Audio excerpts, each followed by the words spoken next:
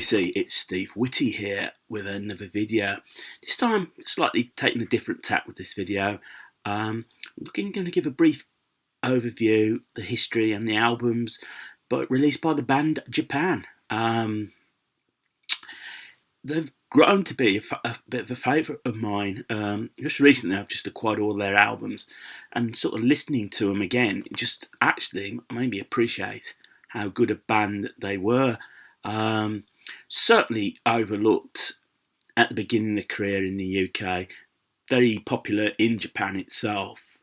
But you can't help feeling and listening from the shift from where they started to the way they ended up and how their careers progressed. You can't. I just can't help but admire the band, particularly David Sylvian.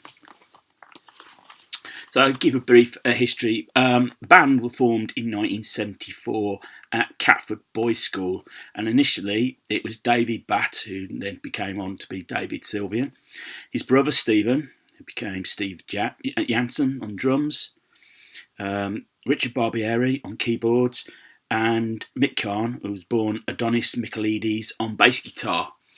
In 75 they'd be joined on guitar by Rob Dean. Now, the name Japan came by accident.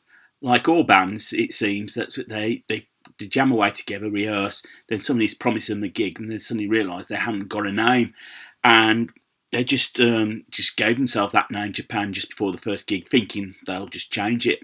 But the name stuck, and they couldn't think of anything else, so they started gigging regularly as the band Japan. They did get noticed, and they eventually did sign to a German label, Hansa Areola, and now they specialised in disco music, while the image of Japan was of a sort of alternative glam rock band, influenced by Lou Reed, David Bowie, T-Rex, Roxy Music and New York Dolls. Musically, material was sort of guitar funk. And this is sort of represented by their debut album, Adolescent Sex, which came out in April 1978. In other countries, it's just known as Japan. I think the title caused a bit of a problem. And it is an album that is punk, glam, electronic sound, new wave, whatever you call it. David Sylvian sounded a lot different on this than what he would have ended up. His voice was sounded a lot harsher. The title track, Adolescent Sex, became a top 30 record, a hit in Holland. The album itself failed to chart in the UK, but it did break the top 20 in Japan. Obviously, they took to the fact that the band had named themselves after the country. And you could see, even then, visually there was something appealing about them.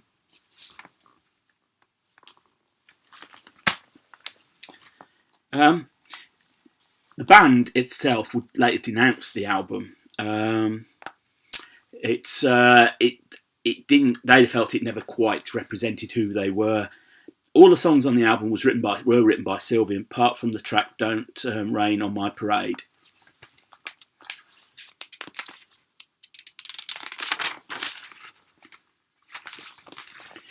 The second album, Obscure Alternatives, was released in October 1978.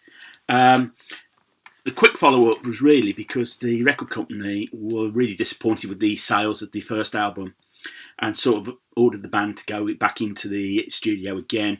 They used the same producer, Ray Singer. The whole idea of this album, they wanted an album that was aimed at the UK-US audience. It felt that the record company felt the debut album never did that. And it was also around this time Sylvian was becoming a little bit frustrated with the production process. He wanted more control. In fact, he wrote all the songs on this album. It is an improvement on the debut album. While still in the punk glam vein, there are hints of the future direction the band were going to move into, and Sylvian particularly wanted to take the band, and it's on the final track, The Tenant, that you start to get the feel that the band were moving on. Again, unsuccessful in the UK, it did reach top 30 in Japan. David Sylvian, in hindsight, said this should have been the debut album. The third album, released in December 1979 and January 1980 in the UK, was Quiet Life, and this transformed the band. This is sort of like the change over from glam rock to synth pop. A one-off single that they released was called Life in Tokyo. Now I've got a 12-inch version which was reissued later, which was produced by Giorgio Moroder. Sort of helped the direction that Sylvia wanted to take the band. It also helped him change his vocal style to the style that everyone got to know and love.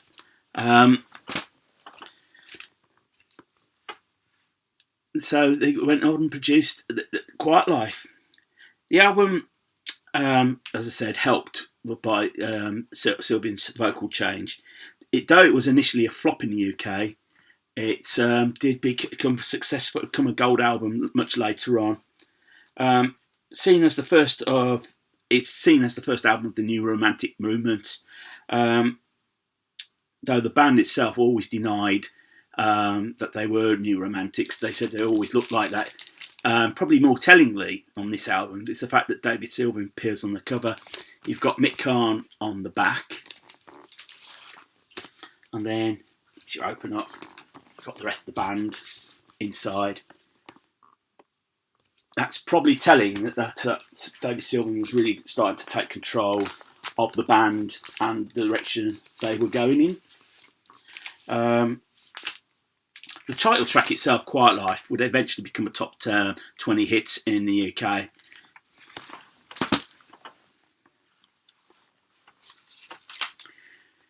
That would be the last album they recorded for Hansa Ariola. Sort of frustrated at they wanted to keep the direction of Quiet Life, and I think Hansa really wanted a hit single band. They left and moved to Virgin.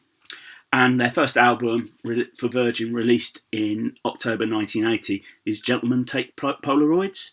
And this continued in the same vein as Quiet Life. Certainly a more artier direction. Again, a bit like Quiet Life, a slow starter. It did eventually become a gold record in 1986. Critically, however, this album was well received, and it's cute. It includes a cover of the song "Ain't That Peculiar." The band. It's also, I think, which Night Porter's on here as well, which is a great song. Gentlemen, the title track, great song as well. This was the last album to feature Rob Dean. He would leave shortly after. He felt that the guitar was slowly being edged out a little bit, and Sylvian was taking more on the guitar duties, and as it was becoming more synth-based, he felt there was no need to carry on in the band, so he left. Then the following year, probably what's seen as probably their masterpiece, the band released Tin Drum in November 1981. It was the final studio album, and this is very much based on Eastern and Oriental influences. It is, as I think, in my opinion, their best album. What was strange on this was Sylvian did include other members of the band in the writing. Now a four-piece, and reflected that Ghosts was the biggest hit single they ever had, with top 5 in 1982. However, at this point, tensions within the band were starting to come to a head, and particularly when Mick Karn's long-term girlfriend left him and moved in with Sylvian, and the tensions just never really healed up. The split happened. The band's final performance was in Japan in 16th of December 1982. and then the following year, 1983, they split just as they really were starting to achieve success. And really, their biggest album happens to be their double live album, Oil on Canvas, released in June 1983. This is recordings of a the best of a 6-night stint at the Hammersmith Odeon. It reached number 5 in the album charts. It came out just after they left. Ghosts, Night Porter. It sort of carried on that direction of the of Tin Drum. It also features on guitar Masami Chishira. On keyboard, so he did the Rob Dean guitar and keyboard parts on there. So that ended Japan's career. They did reunite in April 1981 and released an album under the name Rain Tree Crow. Now, I haven't got this album, I haven't got the CD. They felt they just needed a break from Japan. The album was critically lauded. It did okay. It wasn't a massive seller. But basically that was it. David Sylvian went on to have his own career. I think he recorded some albums with Holger Krusai from Can. Mick Karn went off and formed Darley's Car.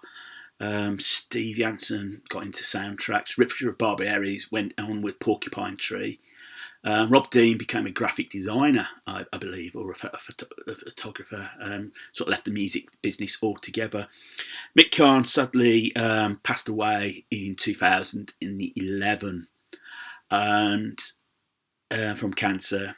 Apparently, he fell on hard times. He'd moved to back to Cyprus, where his family came from, and in order to get treatment, I think that's to do benefit concerts to help fly him back so he could get treatment. All rather sad. So if you're looking for a starting point for Japan, there's 2 compilations I would go with. For the early stuff, the Hansa Areola stuff, there's Assemblage.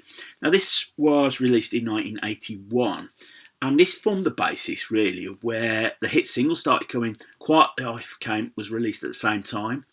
And on here you've got Adolescent Sex, Dateline, Communist China, Rhodesia, Suburban Berlin, Life in Tokyo, European Sun, their version of All Tomorrow's Parties, Quiet Life, and I Second That Emotion, which also became a hit single for him in 1982. There's the band there. For a more comprehensive overview of the career, there's this absolutely amazing comp here, Exercising Ghosts, released in October 1984, and this features recordings from 1979 to 1983. So it's basically, you've got stuff from Quiet Life up until Tin Drum, and I think a couple of tracks from Oil on Canvas as well. Absolutely stunning comp. It's well worth picking up. I only got this for a couple of quid. It does help if I hold it the right way. There, well worth getting hold of as a good starting point for Japan. So VC, that's my brief overview of Japan. I'd like to know what you think of the band. Will it mean that you go out and search for some of their albums? So, if you stumbled across the channel and you like what you see, click on the subscribe button. Getting a few more subscribers, which is always very nice. Thumbs up, thumbs down. Love the interaction. And free feel to comment. I will always reply to you eventually. So until the next video, VC, take care of yourselves, keep spinning, and more importantly, keep smiling.